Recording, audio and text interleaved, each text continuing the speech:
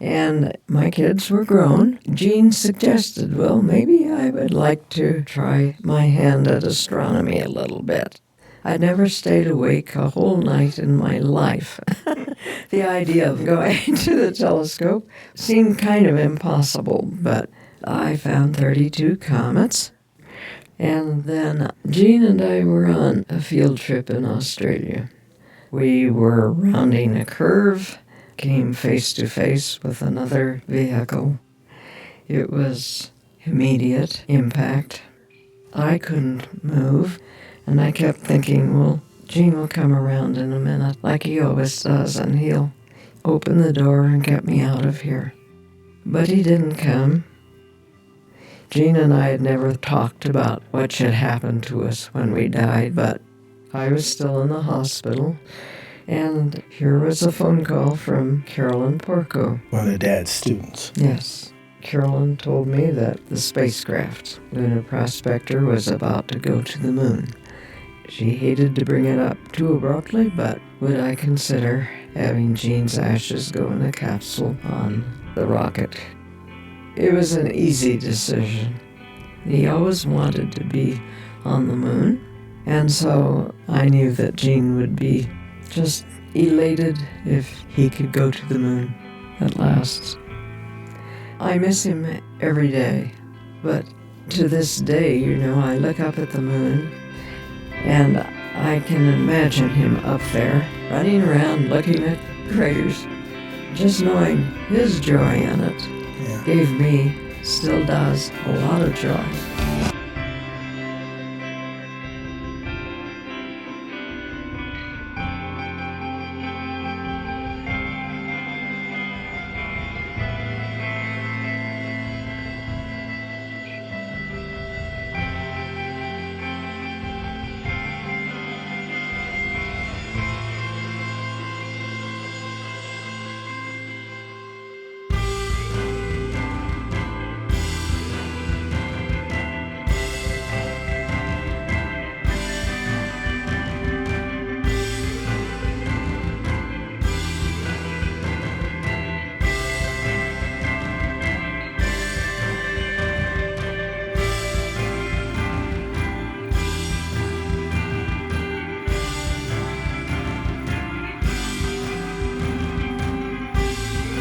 On the bus ride, leaving Rikers, I was scared.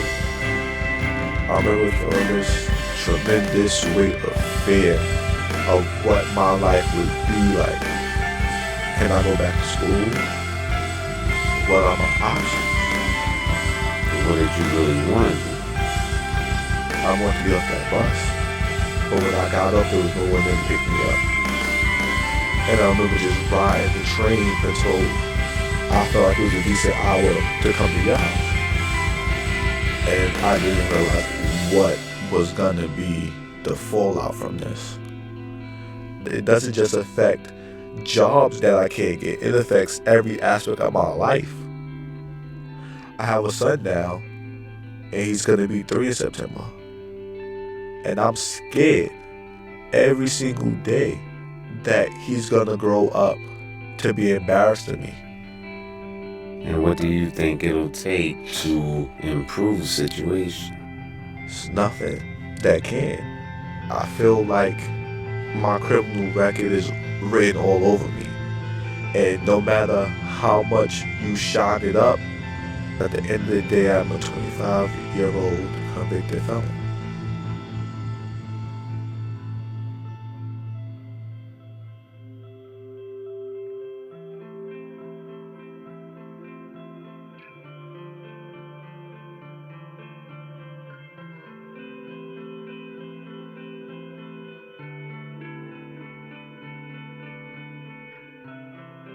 I wish I had a record like that. Boy, could I have some fun.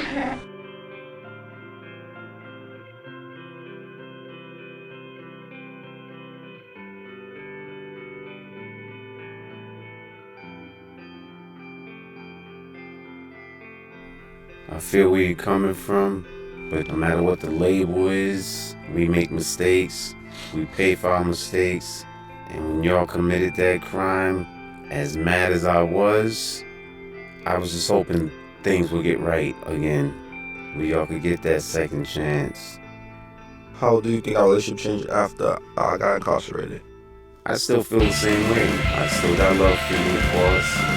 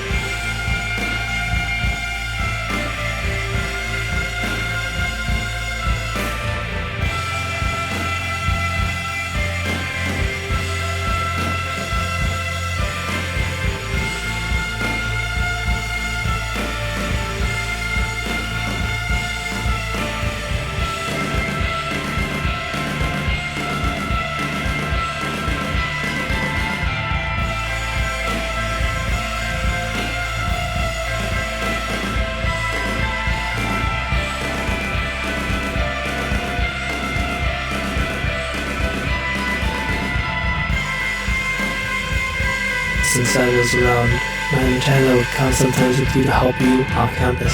I remember I told you that one day you were going to go here to Stanford. That really stuck with me. And when I also would go with Mom to clean houses, I saw the hard work, and that set the example for me. So because of you, I applied. And then you told us that you had been accepted, that you were worried that financially that I don't know if I can go because I don't have the money. And I told you, your mom and I will do whatever needs to be done. When I was on campus, I knew that on Mondays and Fridays you clean the fountains around 1:15. So I would make sure that I would walk that way to go and see you and check in to see how things were going. It was a routine. And my friends there at work, they always would tell me, oh, I see your son over here, I see him over there. It was like I had extra eyes watching over you. Do you remember what I told you my graduation day? Of course, you said, Dad, this diploma is for you.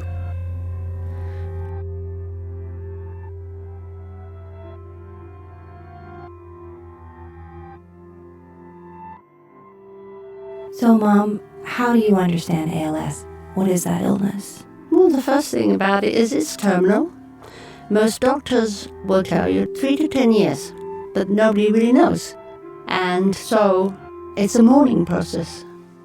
You mourn the things you can no longer do. Mostly I like to do things with my hands, and this disease took my hands first.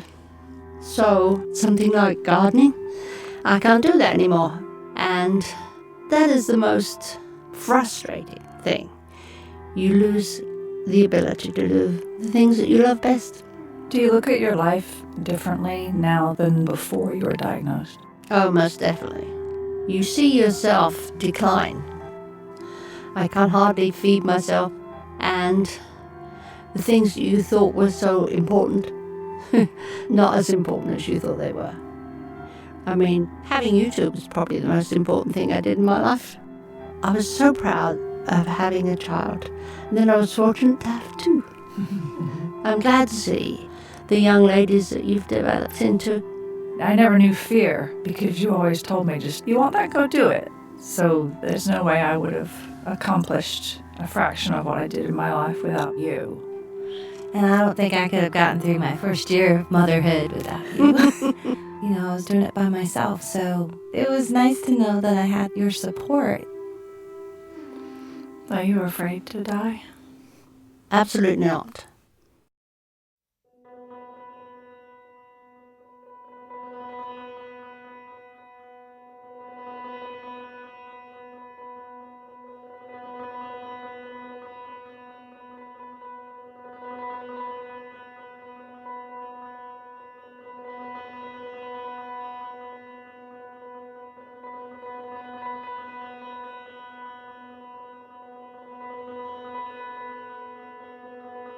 I had to take an anthropology class, but didn't even know what it meant.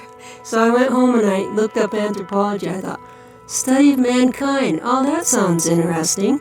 So I took physical anthropology and bang, I decided what I wanted to be when I grow up. You've done how many skulls? Something like 86.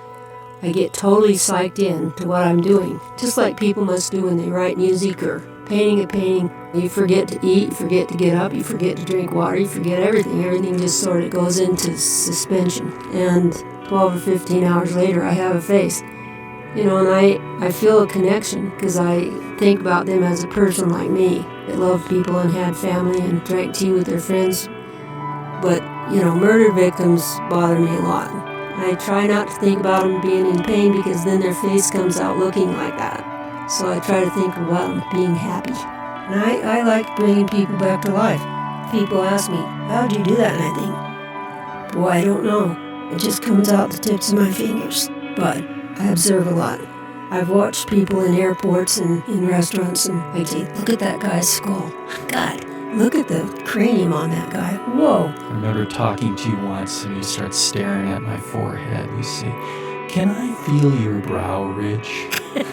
Aren't I awful? I do that with people that are friends. See, I can say, can I poke on your face a little? I can't do that at the airport. So you've talked about retiring. Well, now see, I'm getting older. My hands hurt. I've got arthritis. No, I can't do it anymore. But I'm telling you, I look back and I can't believe my life went this way.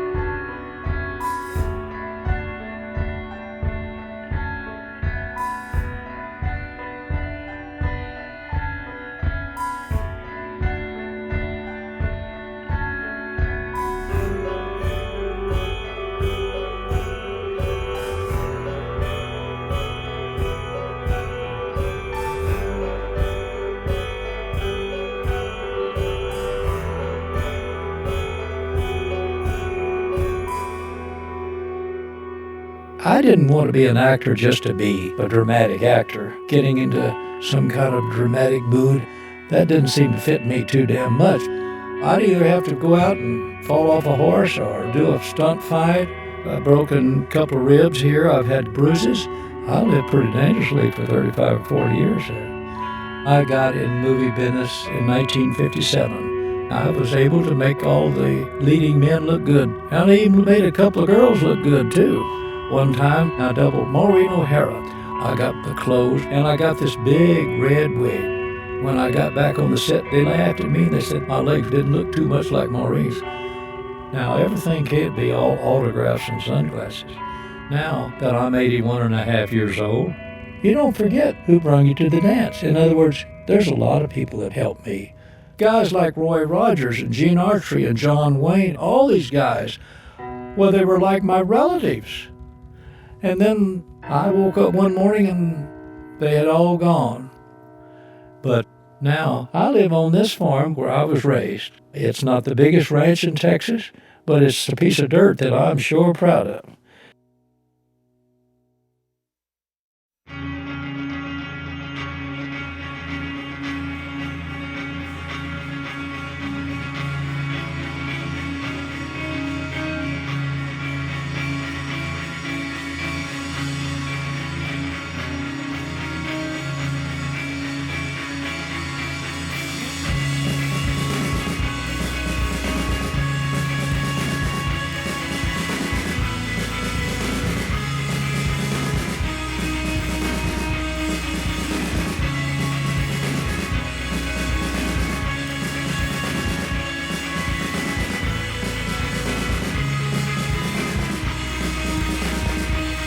So, what are some of your dreams? Well, I kind of want to go to Mars and be an astronaut. What do you think it's going to be like on Mars? Red. If you don't go to Mars, what else do you think you might want to do? Maybe a video game tester. A video game tester. Even though a video game tester might be very exclusive. It might be tough. I don't know how many of those job positions are. So, do you remember what was going through your head when you first saw me? I thought you were so, can I say beautiful? Or do I have to say handsome? Doesn't matter. Well, you were both. I had always wanted to be a parent. So it was a dream I had, but I never dreamed it would come true. Because Papa and I are gay, but we had some friends who started thinking about adoption, and that got us thinking. So we started into the process, and one day a FedEx truck came down the driveway, and they had a little picture of you. And I knew that I was going to be your dad. And it was wonderful.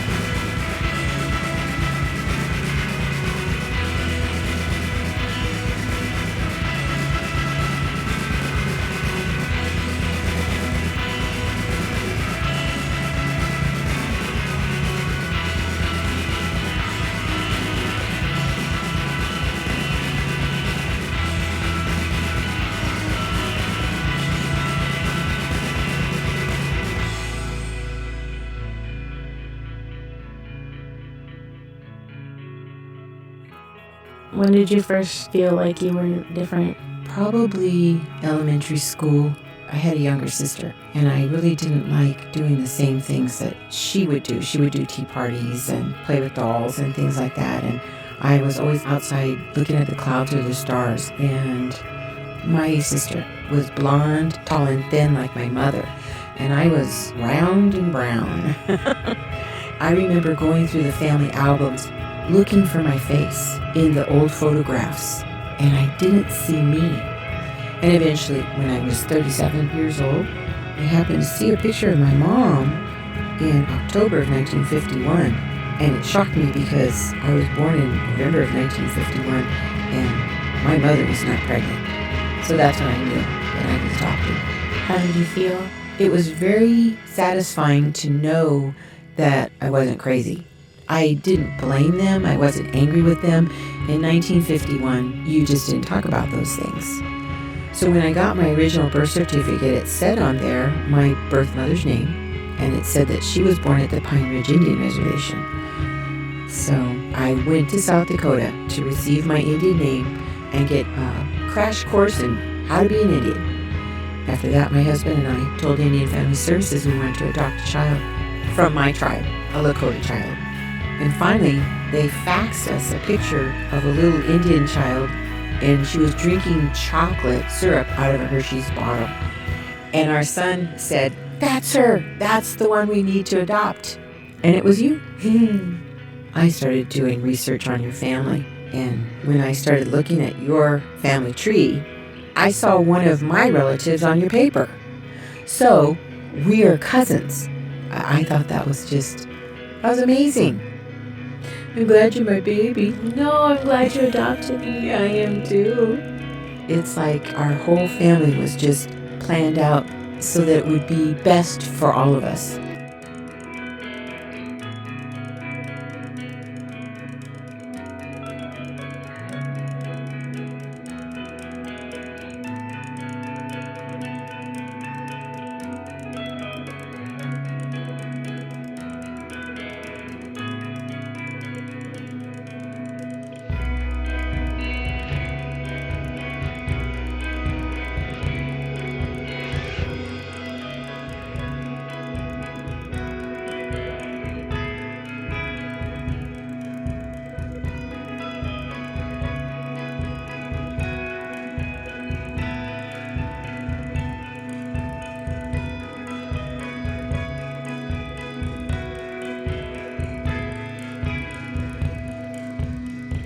Get to work, first thing I do is turn on my email, and I discovered this one. I didn't know who it was from.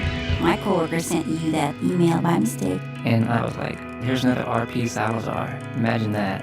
And so I forwarded it. I wrote a little message. Hi, Rachel. It seems as if this message came to me instead of you. I'm in Waco, Texas, USA. Have a great day. P.S. How's the weather there in Bangkok? I replied to you, weather in Bangkok is lovely. Gracias, Rachel.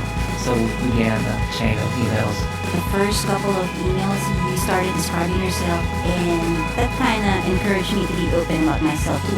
I was excited that this person is halfway around the world. It's kind of like sending a letter in a bottle. I happened to hover my mouse over your name on one of those emails, and a picture of you popped up. I was like, wow, she's really beautiful. How can I make this picture bigger?